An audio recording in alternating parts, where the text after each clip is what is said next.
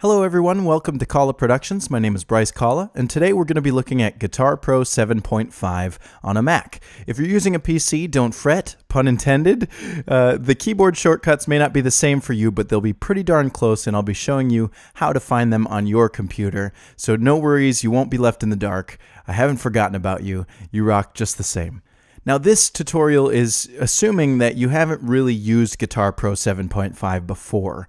So if you've been using Guitar Pro for a while, this might not be the video for you. If you have a specific thing you'd like to learn from this program, feel free to put it in the comments below, and maybe I'll do a tutorial on that another time. But today we're going to be adding a new file. We're going to be naming the song, adding a tempo, and adding 4 instruments, 2 guitars, 1 bass, and 1 drum kit, just to prepare our session for tabbing, and then we'll get into more advanced tabbing in future videos. So let's get started. We have, as soon as we open this screen, it looks like a pretty simple program. We have our recent files. If you haven't used it, there will be nothing here. We have templates, so you could start with maybe a modern rock band. This might have all the instruments you need for this lesson. You could also go to examples, but note that all of these are previously tabbed songs. So these already have music and chord charts and lyrics and all that. So this isn't really, if you're going to be starting from scratch, this isn't the place for you. We're going to go to New File. Command N is the keyboard shortcut, but I can click right here and it'll open it up. And voila, this super simple program has now become an overwhelming bit of information. We have all this stuff on the left, we have some stuff on the bottom, we have some stuff on the top, we have some stuff on the side, and immediately from the top, it's asking me if I want to add a track. Now I do want to have drums in this song, so I could just start from this, but I'm going to skip this for now to show you that all of this stuff can be done later. So skip. So we have a blank page here. This is where all of our tablature is going to happen. On the bottom here is the tracks list. So as we add instruments, we'll have the 2 guitars, bass, and drums down here, and we can select between them so that we can quickly edit them. Over on the right side, we have track information. So for each guitar, for each bass, for each drum kit, you can change the information on that track. And then we have the song information. And this is what I'm going to start with because I already know some of the song information. So I'm just going to start with that. I'm going to click this More drop down, and I'm going to fill in all this information as I know it. This song is called Heartache Collector. Heartache Collector. The artist is Midnight Notion. That's me. And the subtitle, there's no subtitle. The album is Somewhere in Dream World. I'm just tabbing too. If I click in any of these fields here, the cursor is in here now, but if I hit tab, it just goes to the next one. And you could see the light blue box around it. That means the current one. That shows that this is the current one that's selected. So I'm going to tab. The words were written by Bryce Kalal. That's me. And you'll note that if I tab to music and I start typing Bryce, it adds the words on the left side and the music on the right. But as soon as this says the same exact thing, it changes it to words and music. How about that? You could tell that this program was made with care. There's a lot of functionality going on that as you get used to the program, it becomes really easy.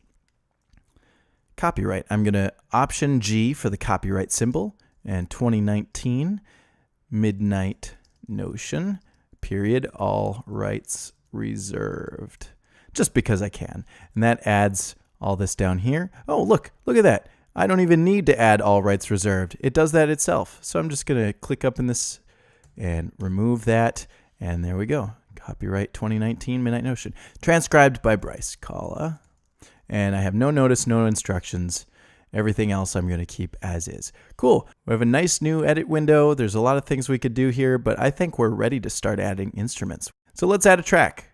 This plus symbol down here will add a track. It's right next to the tracks thing. You could also go up to track in the menu and add. The quick key is Option Command N. Again, if you're using a PC, it'll say something different. Usually on PCs, Command becomes Control and Option becomes Alt. You'll have to find out on your own because I'm a Mac user. So here we go. Option Command N for add new track. And this new, I'm going to start with guitar. Actually, no. Let's start with drums. We're going to start with drums, drum kit. So we have drums here. These are the different types of drums that you can pick. I know that I'm not using percussion, I'm using a kit. And you could also change it from drum kit to bongos, but again, we're using drum kit. Below you have some settings like the color of the track. If you wanted to change the track color, you could do that. There are more colors. You can name name it whatever you want. I think I like to just keep everything simple. Drums. You can change between standard notation, tablature notation, slash notation, or you could have all three of them on, or you could add just two. I'm just going to keep it as standard because it's easier for me to read drum tabs that way. That's my preference. You find your own. For sound, we have drum kit, and we have brush, we have jazz, metal, pop, whatever you want. Each one, no matter what you pick, there's this play button here, and it'll play all of the bits of the drum kit for you to hear.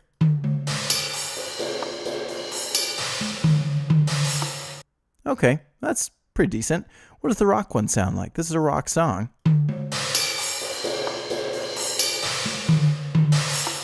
Well, not much different, but I'm going to keep it anyway. Create. So now we have a drums tab on the screen here. We have the tempo defaulting at 120, and we have the time signature defaulting at 4/4.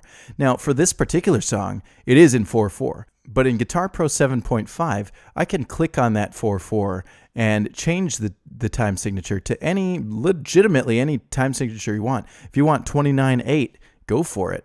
That's kind of weird, but if I wanted to change the tempo, I could do so. Click on that. Now, I happen to know that my song is in 155 beats per minute. But if you don't know the tempo, you can see this little tap button here. This is literally a button, and I can tap on it with my mouse. Click on it. And you do this to the rhythm of the song. So let's see, the song sounds kind of like this.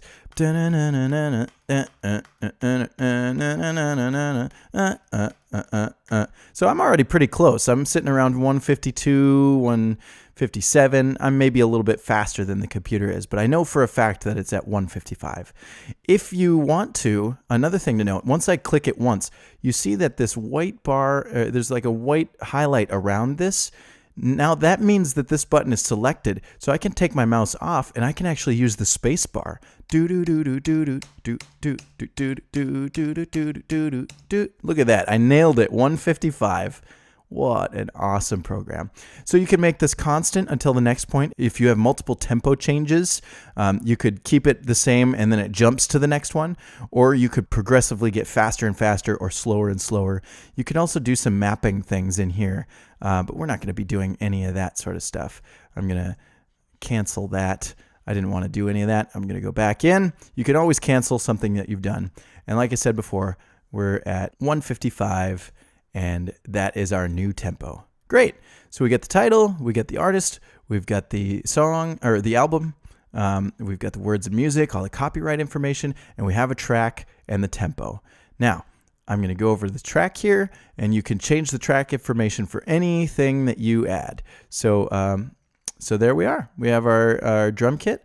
We're going to just go down here to add another track, or remember the quick key, Command, Option, N. We're going to add a stringed instrument this time, and we're going to add electric guitar, and it's going to be distorted. And I'm going to call this one Guitar 1. Oops. And for short, Guitar 1. It's a sound guy thing. I'm going to turn off the notation. This is going to be only tabs. It's got 6 strings. It's distorted. Great. Everything looks wonderful. Now, you'll see that my drum, where did my drum kit go? Now all of a sudden I see guitar. What about the track I created before? Well, that's because down here you'll see the Guitar 1 is highlighted. If I click on drums, it'll switch back and forth. But there's another option. If you go into View and you go to Multitrack, shortcut F3, now you get both of them on the same page. How about that?